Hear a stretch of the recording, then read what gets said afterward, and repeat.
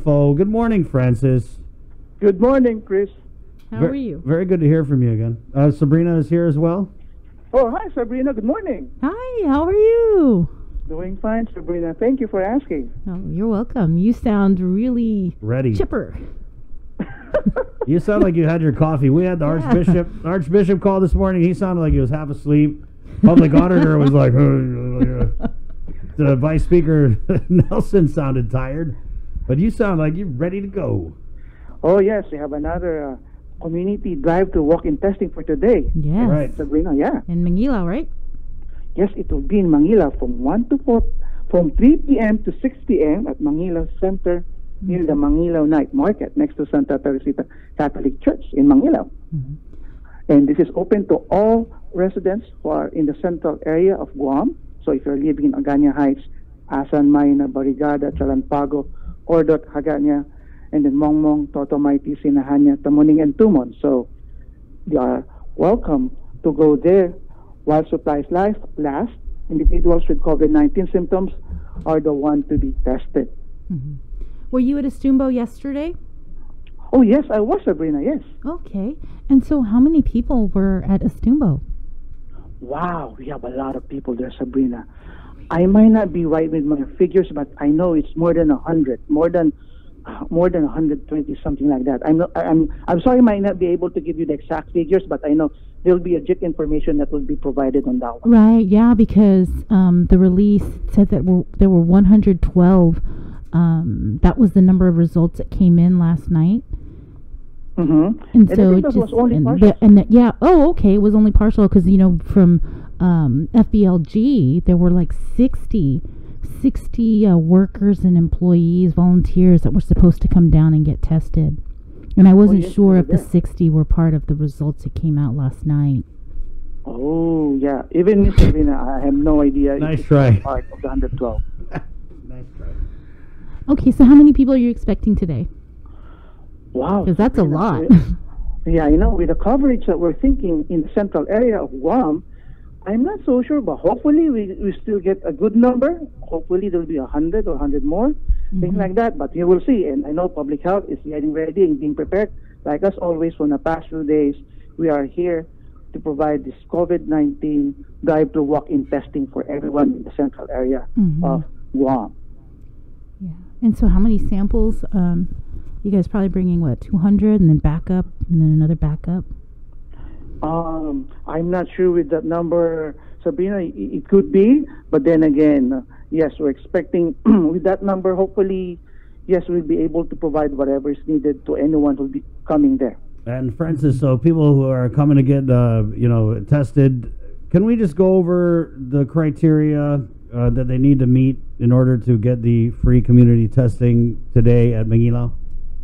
Okay, Chris, the criteria that we're going to look for if you would like to be tested for COVID-19 are those individuals with COVID-19 symptoms and multi-generational families in a household, like if they live with parents, grandparents, great-grandparents, adults and children, and their children with COVID-19 symptoms. So they are most likely to be tested for COVID-19. And this will be free and open to those residents in the central area of Guam. And what about those who with pre-existing conditions? Because Linda had told us that people with diabetes, cancer, lung and pulmonary disease, other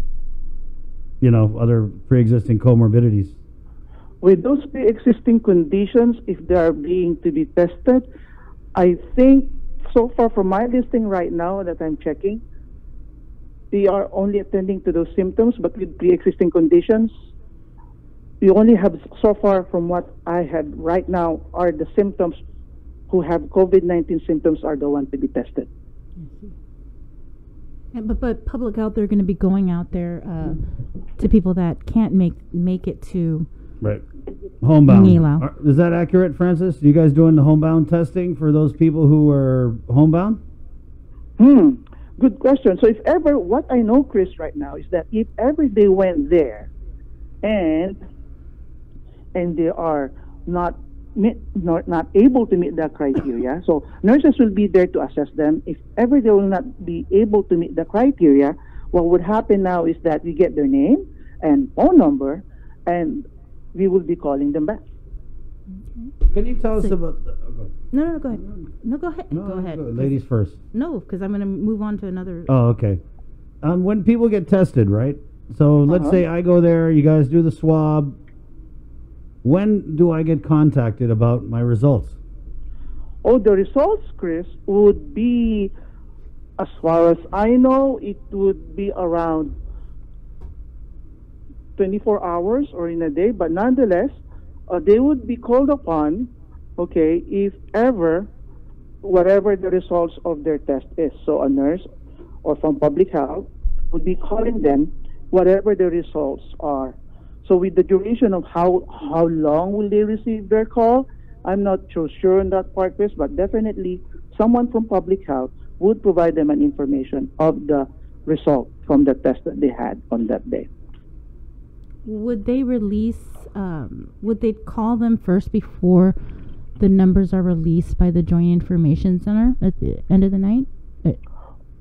For Oh. example, if I wasn't contacted, that means that it wasn't counted in the what was the count that was released by the JIC. Oh, good question, Sabrina. So far, what I know is that regardless if it's positive or negative, they would be provided an information of their result. But for how long, Sabrina? At this point, I'm just so sorry. I could not provide on how long okay. will it take for them to Yeah. know their results. Yeah, Okay. but for sure, public health will be calling them back Mhm. for them to know whatever the results are. Mhm. So while And you if they have questions on it, Sabrina, they could always call our community health centers if they have some further more questions, or the triage hotline. all right, so you guys are all ready to go for today. You got your PPEs, Francis? Oh yes, Chris. If you only know how am I wearing my PPEs? Yes, I'm just so excited. How are you today- wearing for it? today? How are you wearing it? Are you wearing it inside out? Or are you wearing it? Oh, there's a proper way of wearing it. As long as you properly observe there is a clean part area, and then there's a dirty part. So, meaning though they're clean, Chris. Okay, don't get me wrong. I on know, that one, I but but what I'm trying to say is that as much as possible, we do it in such a way that to prevent any contamination, things like that. But yes, we'll be wearing our PPEs. Nurses will be there to be wearing their PPEs and proper outfits. You know, you And sound like you have like a really fashionable mask. What kind of mask you got, Francis? Yeah.